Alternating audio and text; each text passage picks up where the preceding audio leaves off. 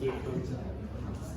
I'm Dr. Kubwimana, very excited from University of Orthopedic.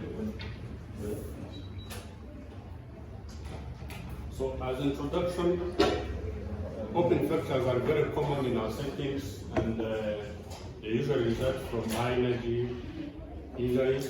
The TB and ankles among the most common. They result from cervical crisis, around 30% in most of the cases. And obviously, if you receive such a patient, this is one of the patients that I see, and you have to do aggressive debridement, as the previous presenters has said. And, soft tissue coverage is very paramount in this case, otherwise infection will cause disasters. So after debriding, and you have to stabilize the fracture. So there is a lot of modalities, but external fixation is one of the most popular. If the wound is more or less contaminated, you can also go in and fix definitively. But external fixation is the most popular. So it is defined as a device used to stabilize and mobilize the fracture, and whereby the device is placed outside the body. So in the open fractures, because they are contaminated, you keep brace implant inside. So that's why you put it in external fixation. They are bone, there are things which are in the body, but if you put in a plate, then there is a likelihood that the biofilm will form there and cause infection. That's why we keep minimum metals inside in a contaminated wound. So you have to debride, as I have said, and do a copious lavage for enough normal sign, and make sure that you have to remember that external fixation is part of issue damage control orthopedics. So it's a procedure which is done quickly, and then the patient, if he is unstable, is sent to ward or HP or whatever for stabilization. Then the future treatment will be done. So there is a lot of classification of external fixation, but the most popular two of them is inner fixators and ring fixators. And as you can see on the image, there is a ring there, and also there are those on which are pinned. Like the difference, some of the difference is that one is the ring, another one is just pin, another one is the cost, one is expensive, another one is the least expensive. And in our settings, most of the time we have those ones which are pinned.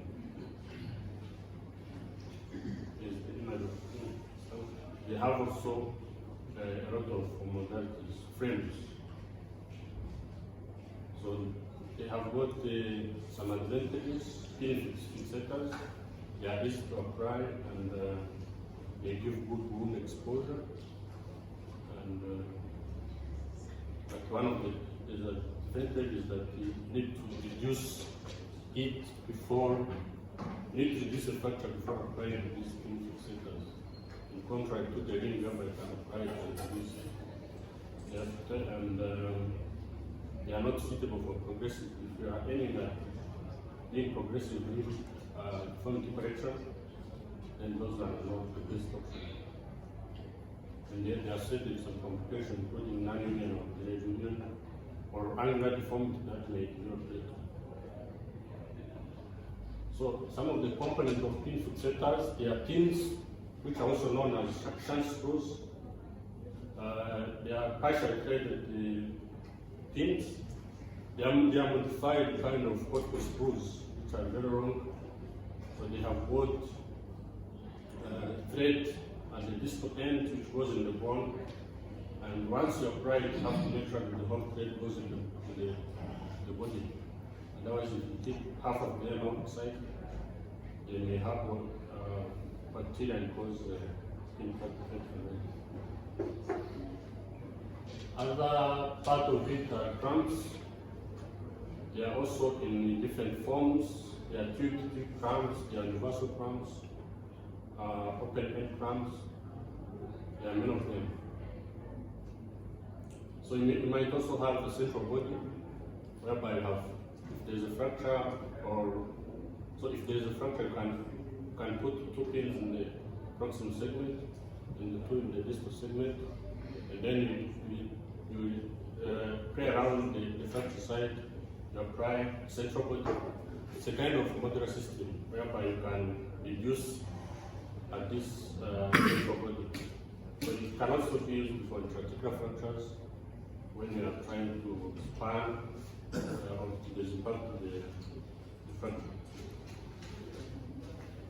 So there is compression or distraction system, which is kind of similar to the previous one. So this one can be, if you have maybe a distal radius fracture which is very committed, you can apply this one to distract or to disimpact the articular surface. And then after disimpacting, you can do a CT scan to delineate very well the fracture pattern, because when it is very impacted, sometimes you don't have a clear image of the fracture. But those can be used as definitive treatment. Other required instruments, there are sieves, there are drill bits, and there's also a key handle. Because when you are putting in a external fixation, you first use the drill bit, and then you put in you put a sharp screw mounted on the key handle. Because if you put it on the drill immediately, there's likelihood that you will burn the bone or the pin will become loose later, which may cause infection later. There's a number of frames, there's this classification. So the frame is a 3-dimensional structure with component of fixator system. So it can be like one unilateral, it can also be bilateral frame or modular frame. So unilateral frame, it can be like one A unilateral runner, one B unilateral runner. It can also be bilateral runner or bilateral runner. So this one, you see, just have runner, 2 pins, that means 2 pins in the proximal segment, 2 pins in the distal, and 1 connecting rod, and that is unit runner. Unilateral unit runner, and then you can have unilateral by runner. You have, like I said, 2 pins in the proximal segment, 2 pins in the distal segment, then 2 pins in the proximal segment, and 2 pins in the distal segment, but on one side, let's say lateral, antilateral, and anterolateral. So that is still unilateral by runner. You have 2 planes, but on one side. You can also have bilateral. That means you have one fixation on one side, on the lateral, another one on the medial. So that gives more rigidity than the previous one, because you have fixation on both sides. And then there is the modular system, whereby you fix the proximal segment with 2 pins, the distal segment with 2 pins, and then there is that central body, whereby you reduce at this area. This one can even be used for the joint, as you have seen. So then it is easy to dynamize with this modular system. Dynamization is to, like after fixation of the fracture, you can either opt to give some range of motion at the fracture site later to allow compression, because when you put external fixation, you are aiming at secondary bone healing. So the bone heals by calcification. If the fixation is too rigid, the callus will not form. At some point, you may need to release a bit so that there is a compression at the fracture site, and then the callus form later. So that is what is called dynamization.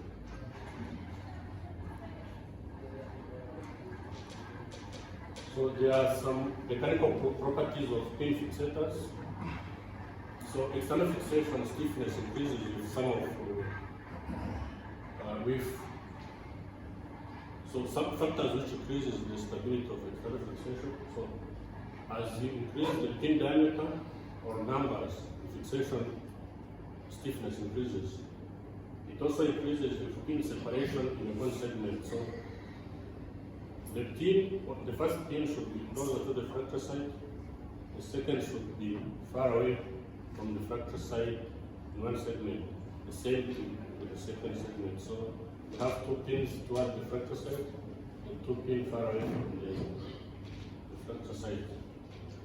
And again, the pin section angle, which should be perpendicular to the fracture, so perpendicular to the mechanical axis of the bone.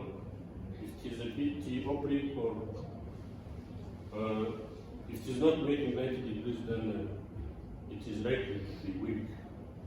So then as you increase the rod numbers, then the stability also increases. Another one is to decrease the rod bone distance. If the rod is too high, then the constraint is likely to be weak.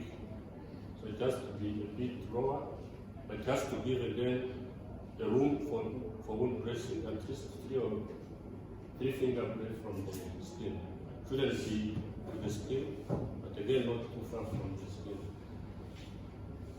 So this one is showing, we're trying to show different frames according to deforming forces. So if you are looking at the bilateral, if you have 2 planes, then look at the bending forces. So the bending forces, so the one which has 2 planes is likely to resist more for the bending forces. And again for torsion, it is likely to resist bending forces and also torsion. So this shows that the bilateral external fixation is more stable than, look at the unilateral, it is likely to fail in face of bending forces. So again, look at the one which has 2 rods, the second one from the bottom. So if there is, it is made by 2 rods, then it is likely to increase compression at the fracture site. So again, for the configuration, there's a study that has shown that so type A is the non-crossing. Crossing means you have the mechanical axis of the bone, then you see you have 2 rods. So none of them is crossing the mechanical axis of the tibia. So type 1 is non-crossing, type B is single crossing, and then type C is double crossing. So this study has shown that double crossing is likely to resist most of the deforming forces than other those 2 types. So double crossing is more stable than those other types. So if there is a chance that you can do double crossing, that is good. So we have also ring fixator, and I will not go more deep, but we have an image. So it is more complex than a pin fixator, and it is used more in deformity correction. Fracture here is better than the pin fixator, because in the ring fixation, then there is more compression on the fracture site than pin fixator, but it has got some advantages, like it is more heavy, cumbersome to do, and time consuming. So in case of damage control, then if you're not familiar with it, then you better do a pin fixator. It has got a number of components, including rings, wires, and many of them. So that you can see there is a ring there. It can also have varieties. It can be a full ring, it can be half ring. It can also be a provalif. It can be a provalif, the one which is more cross. It is called a provalif. So there's a number. It can even be a hybrid. Half of a ring, and then you put the pin. So this is a number of modalities of using it. Can be used to for limb lengthening, or if you have a very complicated, maybe segmental tibia fracture, this one is the best option in giving the stability.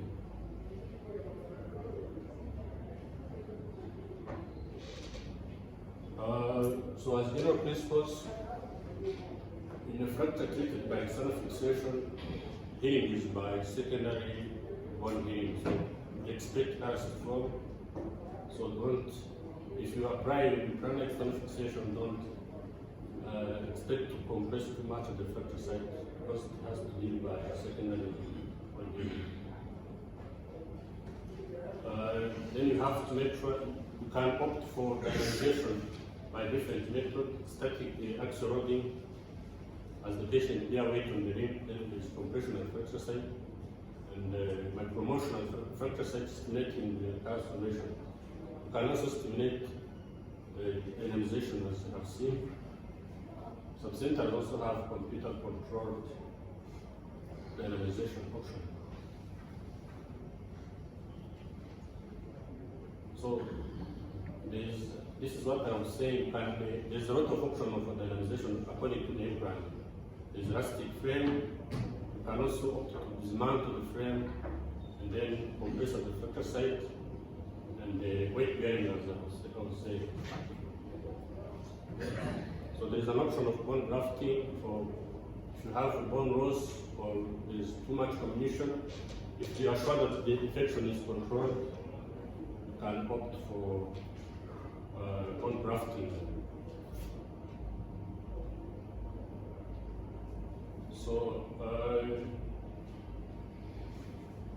pin insertion is very paramount because once you are applying the pin, you have to make sure that you know the structure is passing around. There is a nerve, there is an artery, so you have to make a skin incision, grant the incision to the bone, put in a sleeve, then put a drip it, and make sure that nothing is damaged.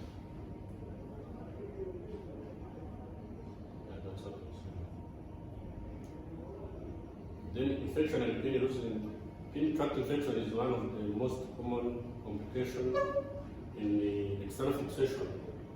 And there are two types of segment. There is either concentric segment or eccentric segment. Concentric segment is like the femur, is well enveloped with muscles. Then if you put in a pin through the muscle, then there is a tunnel in the muscle where it has passed. So if the pin is passing through thick tissues, then infection rate is high. In contrast to the eccentric limb like the tibia, whereby the intermediate is not covered with muscles, it's skin and the subcutaneous tissues.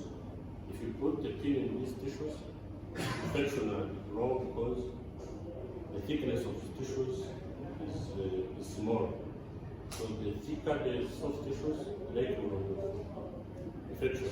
That's why external fixation for the tibia is likely to get pin tract infection. So external fixation, it has been used as the damage control temporal or definitive treatment in some centers. Even in our settings, most of the time, they end up healing on the external fixation.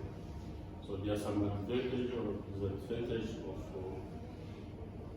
using it as definitive or temporal fixation.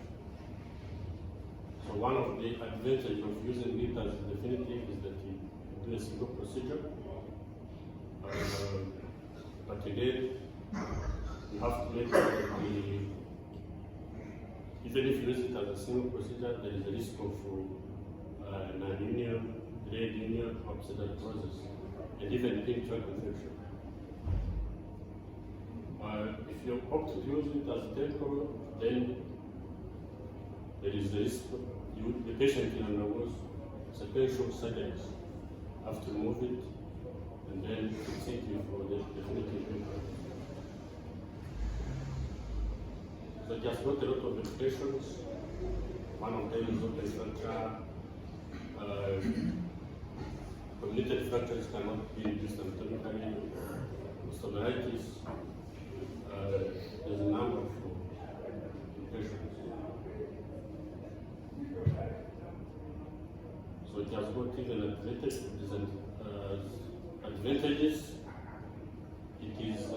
It is minimally invasive, and it preserves blood supply to the bone. Like when you put in a plate, sometimes you remove the periosteum, which is giving the blood supply to the bone. So for external fixation, it preserves most of the blood supply to the soft tissues. And no implant on the fracture side. You can even do cross reduction in the external fixation. For post fractures, you can also put external fixation as part of damage from orthopedics. If somebody has a bilateral femur, cracked chest trauma, so you cannot go in and fix everything. Better put in external fixation and then you definitely fix it. Has got some disadvantages. So the implant the construct should be clean and monitored regularly, because otherwise it can tract. This is there.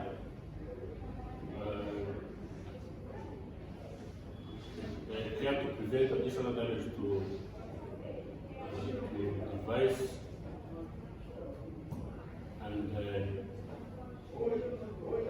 so there's a number of advantages, including the